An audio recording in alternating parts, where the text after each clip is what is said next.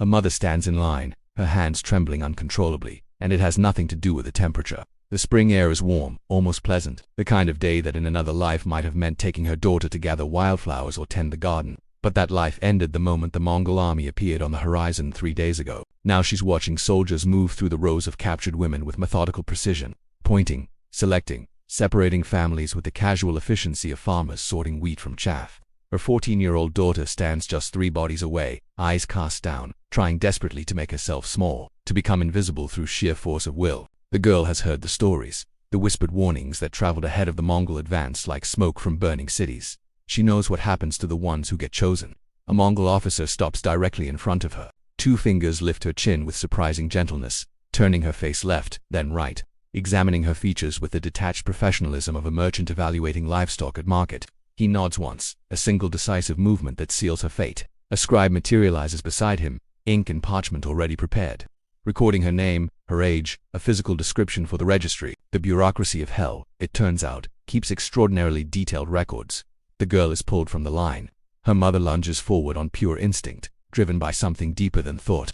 But a guard's single hand against her chest stops her cold. She watches helplessly as her daughter disappears into a wagon with barred windows, one of dozens stretching behind the Mongol army like a serpent made of human cargo. That final glimpse of her child's face, eyes wide with terror but trying so hard to be brave, will be the last image she carries to her own grave 3 hours later when they execute everyone who was unselected. This isn't a scene from a movie. This isn't creative exaggeration designed to make history more dramatic. This is what actually happened, documented in the meticulous records the Mongols themselves kept, recorded by scribes who traveled with the army specifically to track these transactions with the same attention to detail a modern corporation might bring to inventory management. Genghis Khan did build the largest contiguous land empire in human history simply by mastering mounted archery and revolutionary military tactics. He understood something that every other conqueror throughout history consistently failed to grasp. Battles end. Cities fall and can be rebuilt. Soldiers die and are forgotten within a generation. But genetics, the fundamental cellular architecture of entire populations, those things echo forward through centuries in ways that stone monuments and recorded victories never can.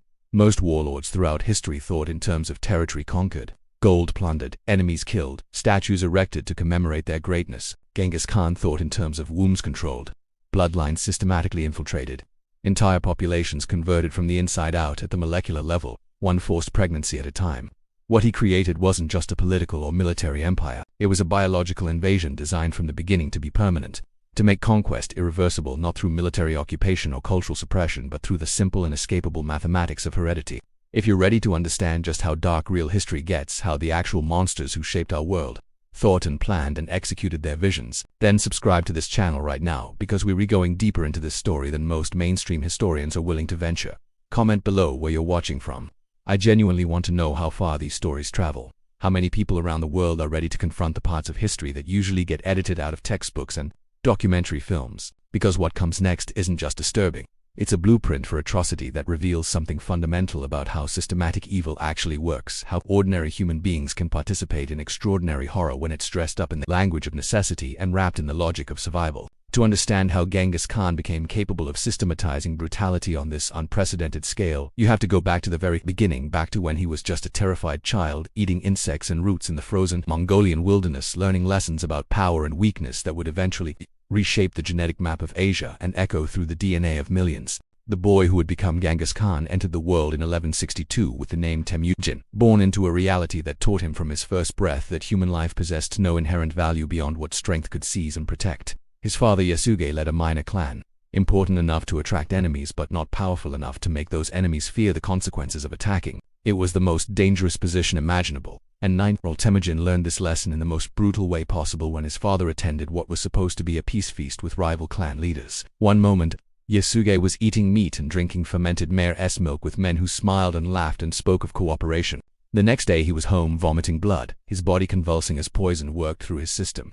By nightfall he was dead, his eyes fixed and empty, and young Temujin understood with crystalline clarity that trust itself was a weapon that could be used to kill you. The clan elders convened and delivered their verdict with businesslike efficiency. A dead chieftain's family was worthless, mouths to feed with no military value, a drain on resources in a world where resources determined survival. Temujin's mother Holan and her children were cast out completely, abandoned to die in the wilderness because mercy was a luxury no one could afford, and compassion was just another word for weakness. What followed was years of desperate survival in one of the harshest environments on Earth, where winter temperatures plunged to 40 below zero and summer offered no shade from a sun that baked the grasslands to dust. They ate whatever they could find, roots dug from frozen ground until their fingers bled and went numb. Fish caught with improvised traps made from sticks and sinew, rodents and insects and birds' eggs, anything with calories because the alternative was starvation. Temujin's younger brother Khazar became an exceptional archer not through talent or passion but through pure necessity, because missing your shot meant the family did UNT that day. But there's one incident from this period that reveals the exact moment something fundamental broke inside Temujin, the precise instant he crossed a line that can never be uncrossed. He and Khazar had spent hours fishing when their older half-brother Bekta simply took the fish they decaught, not out of hunger but to establish dominance, to demonstrate who controlled resources in a family where resources meant life or death. It wasn't about the fish. It was about power, about hierarchy, about whether Temujin would accept being someone who could be taken from without consequences. He and Khazar made a decision. They followed Bekta to a hillside outside camp with their bows drawn. Bekta saw them approaching. He understood exactly what was about to happen. He could have run or fought, but instead he sat down and made one simple request. Don't do it in front of mother. Even in that moment, facing death at the hands of his own brothers, he was asking for some fragment of humanity, some acknowledgement that family bonds still meant something. Temujin shot him anyway, putting an arrow through his own brother's chest over a stolen fish. Except it was never really about the fish at all. His mother beat him until her hands were bloody, screaming that he was a mad dog, a monster who would tear apart everything he touched. But Temujin had already internalized the fundamental law that would govern the rest of his existence. In a world where showing weakness meant death, where mercy was just another form of suicide, strength was the only currency that mattered, and establishing dominance was worth any price, including your own humanity.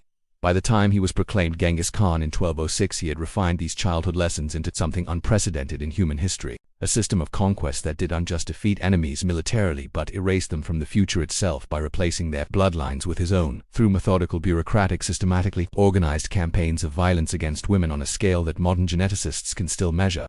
The caravans of captured women that followed his armies across Asia weren't chaotic aftermath of battle. They were mobile processing facilities, managed by administrators, tracked by scribes who recorded names and ages and physical descriptions in registries, organized with the same cold efficiency a modern corporation might bring to supply chain logistics. Someone sat down and designed these systems. Someone created the protocols and wrote the procedures. Someone decided that women should be categorized by age and marked with ink numbers on their wrists and tracked through ledgers like inventory, because turning human reproduction into a weapon of permanent conquest required treating human beings as resources to be managed and allocated and processed. This wasn't random savagery driven by bloodlust or passion.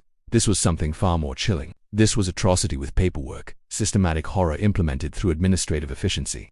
Genocide conducted by people who saw themselves not as monsters but as problem solvers addressing logistical challenges.